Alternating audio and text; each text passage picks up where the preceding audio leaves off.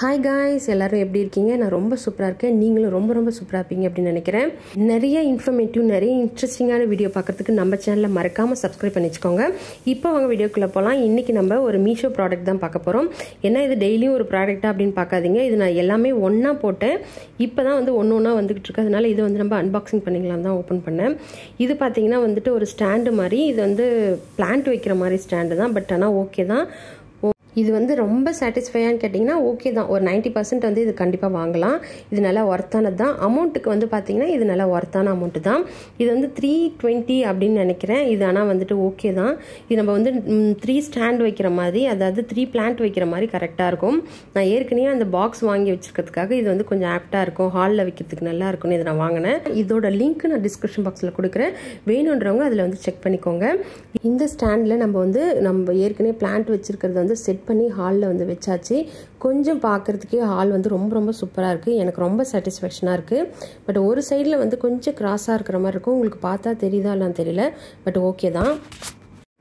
Plan start பண்ண ஆரம்பிச்சிடலாம். என்ன பிளான் அப்படின்னு பார்த்தீங்கன்னா, வெயிட் லாஸில் நம்ம காஃபிக்கு பதிலாக ஒரு ட்ரிங்க் வந்து நம்ம டெய்லி எடுக்கிறோம்னு சொல்லியிருந்தோம். அதை தான் இன்றைக்கி நம்ம பார்க்க போகிறோம்.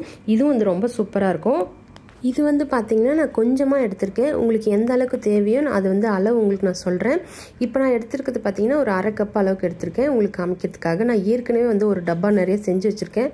அதனால் உங்களுக்காக கொஞ்சமாக தான் செய்கிறேன். இது ஏற்கனவே அப்பப்போ நான் தீர வந்து ப்ரிப்பேர் பண்ணி வச்சுருவேன். இது வந்து டெய்லி குடிக்க முடியாது. அப்பப்போ எனக்கு எப்போ தேவை, வீக்லி 2 நான் குடிப்பேன். இதில் வந்து நான் எக்ஸ்ட்ரா வந்துட்டு பாதாம், முந்திரி, அதுக்கப்புறம் நம்மளுக்கு என்னென்ன நட்ஸ் பிடிக்குமோ அது வந்து சேர்த்துக்கலாம். அந்த மாதிரி நீங்கள் பவுடர் பண்ணி வச்சிட்டிங்கன்னா உங்களுக்கு எப்போ வேணுமோ நீங்கள் அப்போ வந்து யூஸ் பண்ணிக்கலாம். கலர் பார்த்திங்கன்னா இந்த அளவுக்கு நல்லா வந்து கோல்டன் கலரில் வரணும். அது வரைக்கும் நல்லா வறுத்து எடுத்துகிட்டு இது நம்ம வந்து மிக்சியில் வந்து நல்லா வந்து பவுடர் பண்ணிக்கலாம். பவுடர் பண்ணுறதுக்கு முன்னாடி இதில் ஒரு 2 ஏலக்காய் வந்து சேர்த்துக்கலாம். இது வந்து ஷேக் மாதிரி தான் இருக்கும். அதாவது பால் வந்துட்டு சேர்க்கறதுனால இது கொஞ்சம் ஷேக் மாதிரி தான் இருக்கும். நல்லாயிருக்கும். இன்றைக்கி செய்ய போகிறது வந்து பார்த்திங்கன்னா கொஞ்சம் கொரகொரப்பாக இருக்கும். நீங்கள் வந்து எப்போ நீங்கள் ஃப்ரீயாக இருக்கீங்க அப்போ வந்து நீங்கள் இது நல்லா வந்துட்டு எவ்வளோ தேவையோ அந்த அளவுக்கு வறுத்துட்டு இதை பவுடர் பண்ணி நல்லா சலிச்சு வச்சுக்கோங்க. பாலில் மிக்ஸ் பண்ணும்போது அப்போ தான் நம்மளுக்கு கரெக்டாக இருக்கும். இதில்னா திரியாக வந்து ரவை பதம் மாதிரி இருக்கும். அதனால் நீங்கள் வந்து சலிச்சு வச்சுக்கோங்க, கரெக்டாக இருக்கும். இது வந்துட்டு எனக்கு ரொம்ப பிடிக்கும் இந்த மாதிரி குடிக்கிறது. அதனால் நான் வந்து அப்படியே குடிக்கிறேன். இதில் வந்து நீங்கள் பால் ஊற்றிக்கலாம், தேங்காய் பால் ஊற்றிக்கலாம். உங்களோட விருப்பம் தான். நீங்கள் வந்துட்டு எந்த மாதிரி வேணாலும் ஊற்றி நீங்கள் குடிச்சிக்கலாம். இல்லை உங்களுக்கு காஃபிக்கு பதிலாக நீங்கள் காலையில் இது குடிக்கணும் அப்படின்னு நினச்சிங்க அப்படின்னா, காஃபி அவாய்ட் பண்ண நினச்சிங்கன்னா இது நீங்கள் தாராளமாக யூஸ் பண்ணிக்கலாம். டெய்லியும் குழந்தைக்கு ட்ரை பண்ணுறவங்களா இது வந்து ரொம்ப ரொம்ப நல்லது. காலையில் எம்டி ஸ்டொமக்கில் எடுத்துக்கிறது ரொம்ப நல்லது. ஆனால் நான் குழந்தைக்கெலாம் ட்ரை பண்ணல. எனக்கு வந்து PCOS ப்ராப்ளம் இருக்குது அப்படின்னு நினைக்கிறவங்க தாராளமாக இது வந்து நீங்கள் டெய்லி எடுத்துக்கலாம். டெய்லி எடுத்துக்க முடியலனாலும் வாரத்துக்கு 2 நாள் வந்து எடுத்துக்கலாம் தாராளமாக. இது கொஞ்சம் நல்லா ஃபில்லிங்காக இருக்கும். இது ஒரு கிளாஸ் நேரம் பெரிய கிளாஸ் அளவுக்கு குடித்தாலே போதும். காலையில் வந்து பிரேக்ஃபாஸ்ட்டே சாப்பிட வேண்டாம். நீங்கள் அப்படியே இதோடய முடிச்சிடலாம். குழந்தைங்களுக்கு கூட தாராளமாக கொடுக்கலாம். நீங்கள் பவுடர் பண்ணி வச்சிட்டிங்கன்னா நீங்கள் பாலில் வந்து எப்படி பூஸ்ட் ஹார்லிக்ஸ் கலக்குறீங்களோ அந்த மாதிரி நீங்கள் கலக்கி கொடுத்தீங்கன்னா கூட அவங்க குடிச்சிடுவாங்க. டேஸ்ட் வந்து ரொம்ப வித்தியாசம் தெரியாது. நான் வந்து நாட்டு சக்கரை சேர்த்துருக்கேன். உங்களுக்கு தேவையான அளவுக்கு நீங்கள் வந்து நாட்டு சக்கரையோ வெள்ளை சக்கரையோ சேர்த்துக்கலாம். இதை வந்து குடிச்சு முடிச்சதுக்கப்புறம் நம்ம பிரேக்ஃபாஸ்ட் பண்ண ஸ்டார்ட் பண்ணிடலாம். எனக்கு வந்து ஒரு கொஷின் எல்லாத்தையும் வந்து கேட்கணும். இது வந்து டெய்லி நடக்காது, என்னைக்காச்சும் நடக்கும். உங்களுக்கு நீங்கள் அதை ஃபீல் பண்ணியிருப்பீங்க கண்டிப்பாக. என்னென்னா என்னைக்காச்சும் ஒரு நாள் நம்மளுக்கு வந்துட்டு அன்னைக்கு நாள் டெய்லியும் போகிற மாதிரி தான் போகும். ஆனால் அன்னைக்கு ஒரு நாள் மட்டும் ஏதோ மனசில் வந்து ரொம்ப சந்தோஷமாக இருக்கும். ஆனால் எந்த ஒரு ஆக்டிவிட்டீஸும் நம்ம பண்ணியிருக்க மாட்டோம். பெருசாக எதுவுமே நம்மளுக்கு அன்றைக்கி நடந்திருக்காது. ஆனால் அன்றைக்கி மட்டும் ஒரு நாள் வந்துட்டு என்ன ரீசனே தெரியாத மனசில் அவ்வளோ சந்தோஷமாக இருக்கும். அதுக்கப்புறம் அந்த மைண்டு வந்துட்டு அவங்களுக்கு கொஞ்சம் பாசிட்டிவாக இருக்கிற மாதிரி இருக்கும். அந்த மாதிரி உங்களுக்கு கண்டிப்பாக ஏதாவது ஒரு நாள் இருந்ததுன்னா எனக்கு கமெண்ட் செக்ஷனில் சொல்லுங்கள். எனக்கு எப்படி இருக்கும் அந்த நாள் வந்துட்டு என்றைக்கு அந்த மாதிரி இருக்கும் அப்படி பார்த்திங்கன்னா, நம்ம வந்து ஃப்ரைடே வந்துட்டு நல்லா க்ளீனாக இருக்கும் நம்ம வீடு. தேர்ஸ்டேலாம் நம்ம க்ளீன் பண்ணிட்டு பூஜை சாமான்லாம் க்ளீன் பண்ணிட்டு வெள்ளிக்கிழமை பார்த்திங்கன்னா நம்ம வீடே வந்து க்ளீனாக இருக்கும். ஒரு மாதிரி பாசிட்டிவ் வைப் நம்மளுக்கே தெரியும். அன்றைக்கெலாம் வந்து நான் ரொம்ப ரொம்ப சந்தோஷமாக இருப்பேன். ஆனால் எனக்கு ரீசன் என்னன்னே தெரியாது. ஆனால் நான் ரொம்ப சந்தோஷமாக இருப்பேன். அந்த மாதிரி உங்களுக்கு இந்த மாதிரி இருந்துச்சு அப்படின்னா எனக்கு கமெண்ட் செக்ஷனில் சொல்லுங்கள். இப்போ டைம் பார்த்திங்கன்னா 9 o'clock. இப்போ நம்ம பிரேக்ஃபாஸ்ட் பண்ண ஸ்டார்ட் பண்ணிடலாம். நான் வந்துட்டு ஏற்கனவே வந்துட்டு அந்த ஹெல்த் ட்ரிங்க்கும் போடுறேன், இந்த பிரேக்ஃபாஸ்ட்டும் ஏன் போடுறேன் அப்படின்னு பார்த்தீங்கன்னா, டயட்டில் இருக்கிறவங்களுக்கு எண்ணெய் வந்துட்டு நம்மளுக்கு ஹெல்த் ட்ரிங்க் வந்துட்டு பிடிக்காது. ஒரு சில பேர் காஃபி கூட குடிப்பாங்க, பிளாக் காஃபி குடிப்பாங்க. பிரேக்ஃபாஸ்ட்டுக்கு என்ன பண்ணுறது தெரியாமல் இருக்கும். இது ஒரு சின்ன ஐடியா மாதிரி இருக்கும். அதுக்காக தான் நான் பிரேக்ஃபாஸ்ட்டும் சேர்த்து பண்ணுறேன். இது வந்து நாங்கள் கொஞ்சமாக தான் பண்ணுறேன். இது வந்துட்டு பார்த்தீங்கன்னா ஒரு ஆளுக்கே கரெக்டாக இருக்கும். ஆனால் நாங்கள் 2 பேரும் இதை ஷேர் பண்ணிப்போம். இன்றைக்கான பிரேக்ஃபாஸ்ட்டு பார்த்தீங்க அப்படின்னா ராகி சேமியா தான். ராகி சேமியா பொறுத்த வரைக்கும் ஊற வச்சுட்டு இந்த மாதிரி வேக வச்சு பண்ணோம் அப்படின்னா தான் உதிரியாக இருக்கும். இல்லைனா டேஸ்ட் வந்து வேறு மாதிரி இருக்கும். இது ஒரு 3 நிமிஷம் வந்து தண்ணியில் வந்து போட்டு ஊற வச்சதுக்கப்புறம் உடனே நம்ம எடுத்து வேக வச்சிடணும். 3 நிமிஷத்துக்கு மேலே இருந்ததுன்னா கண்டிப்பாக வந்து அந்த சேமியா எல்லாமே கரைஞ்சி வந்துடும். 3 நிமிஷத்துக்கு மேலே வைக்க வேண்டாம். அது அந்த மாதிரி பாத்திரத்தில் துணி போட்டு அதை வந்து ஒரு 3 நிமிஷம் வேக வச்சா போதும். இது ரொம்ப வேகணும் அப்படின்னு கிடையாது. பட் இது ரொம்ப ரொம்ப ஈஸியாக இருக்கும். நம்மளுக்கு செய்யறதுக்கும் ரொம்ப டக்குன்னு வந்து செய்யறதுக்கூடிய ஒரு டிஃபன் மாதிரி தான் இருக்கும். அதனால் ராகி சேமியா வந்து இந்த மாதிரி ஊற வச்சு பண்ணுங்கள்.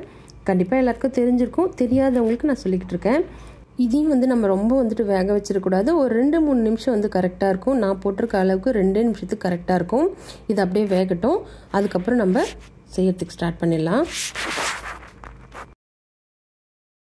இதே மாதிரி ராகி சேமியாவை இதே மாதிரி பாயில் பண்ணிவிட்டு நீங்கள் வந்து கிச்சடி மாதிரி யூஸ் பண்ணலாம். கிச்சடி இல்லைன்னா பிரியாணி மாதிரி கூட ட்ரை பண்ணலாம். இல்லைனா வந்து இந்த லெமன் ரைஸ் மாதிரி கூட சூப்பராக இருக்கும்.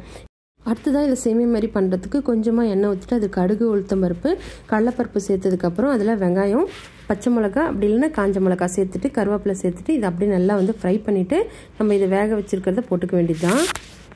இந்த ராகி சேமியாவுக்கு சின்ன வெங்காயம் வந்து நல்லாயிருக்கும். கண்டிப்பாக ட்ரை பண்ணுங்கள்.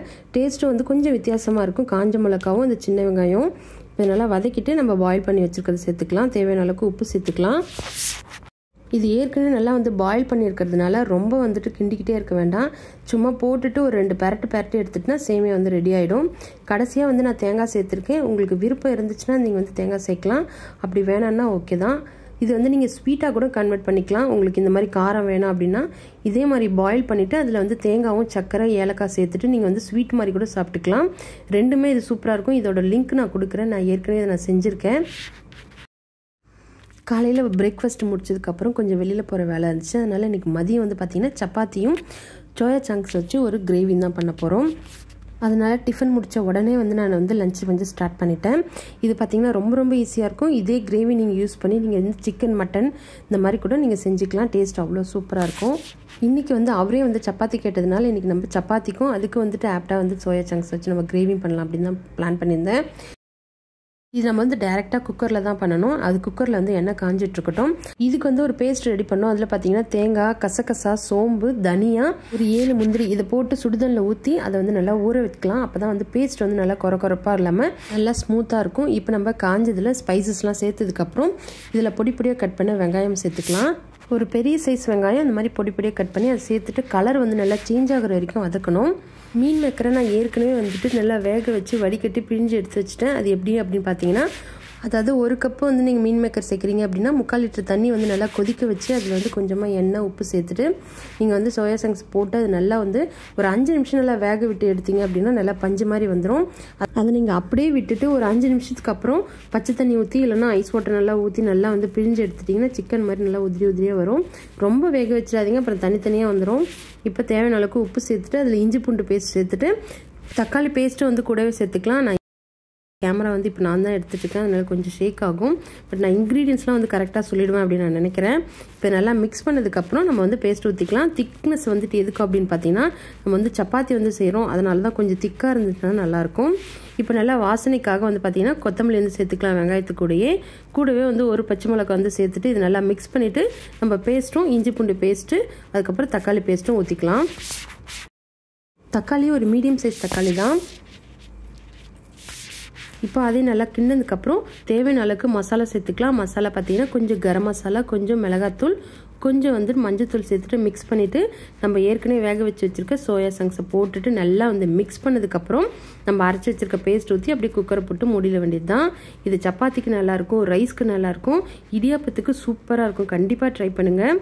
நீங்கள் இதுக்கு பதிலாக வந்து நான்வெஜ் செய்கிற மாதிரி இருந்தால் இதே மசாலாலே வந்து யூஸ் பண்ணி நீங்கள் வந்து சிக்கனு இல்லைனா மட்டன் வந்து செஞ்சுக்கலாம். ஆனால் குழம்பு வந்து நல்லா டேஸ்ட்டாக இருக்கும். இதுக்கு நான் யூஸ் பண்ணியிருக்கிறது பார்த்தீங்கன்னா குழம்பு மிளகாத்தூள் தான். அது பார்த்தீங்கன்னா ஒரு 2 டேபிள் ஸ்பூன் அளவுக்கு சேர்த்துட்டு சோயா சங்க்ஸும் சேர்த்துட்டு இந்த மாதிரி நல்லா வந்து மிக்ஸ் பண்ணி விட்டுக்கணும். நல்லா வந்து மசாலாவோட அது நல்லா மிக்ஸ் ஆகி வரணும். அப்போ தான் வந்து டேஸ்ட் நல்லா எடுத்து கொடுக்கும். இப்போ நம்ம பேஸ்ட்டு நம்ம அரைச்சி ஊற்றிட்டு இது அப்படியே தேவையான அளவுக்கு தண்ணி ஊற்றிக்கலாம். இது அதிகமாக வேண்டாம், ஒரு 3 விசில் வந்து கரெக்டாக இருக்கும். ஏன்னா ஏற்கனவே திக்காக தான் இருக்குது. நம்ம வந்து கொஞ்சம் அந்த பச்சை வாசனை போகிறதுக்காக தான் கொஞ்சம் 3 விசில் விடுறோம். சமைட்டென்னிஸாக நான் வந்துட்டு சப்பாத்தியும் பண்ண ஸ்டார்ட் பண்ணிட்டேன். சப்பாத்தி போட்டு எடுத்துகிட்டு நல்லா நீங்கள் சூடாக சர்வ் பண்ணுங்கள். டேஸ்ட்டு சூப்பராக இருக்கும். ஆல்மோஸ்ட் நம்ம வீடியோட எண்டுக்கு வந்துட்டோம் அப்படின்னு நினைக்கிறேன். வியூஸ் பார்த்தீங்கன்னா ஃபஸ்ட்டை விட இப்போ வந்து நிறைய வந்து குறைஞ்சிருக்கு. அது ஏன் ரீசன் என்னன்னு தெரியல. பட் ஆனால் எனக்கு ஒவ்வொரு சப்ஸ்கிரைபரும் வந்துட்டு எனக்கு வந்து ஒரு கிஃப்ட் மாதிரி தான். அதனால் இப்போ வேணால் கம்மியாக இருக்கலாம். ஆனால் போக போக நம்மளோட ஃபேமிலி வந்து இன்னும் கொஞ்சம் பெருசாகும் அப்படின்னு நம்பிக்கை எனக்கு இருக்குது. கண்டிப்பாக நீங்களும் தொடர்ந்து சப்போர்ட் பண்ணுவீங்க அப்படின்னு நானும் நம்புகிறேன். இன்றைக்கி நீங்கள் ஏதாச்சும் ஒரு நல்லது பண்ணணும் அப்படின்னு நினச்சிங்கன்னா நம்ம சேனலில் மறக்காமல் சப்ஸ்கிரைப் பண்ணி வச்சுக்கோங்க. கண்டிப்பாக ஃப்யூச்சரில் நல்ல நல்ல யூஸ்ஃபுல் இன்ஃபர்மேஷன் கொடுக்க முடியும் அப்படின்னு எனக்கு நம்பிக்கை இருக்குது.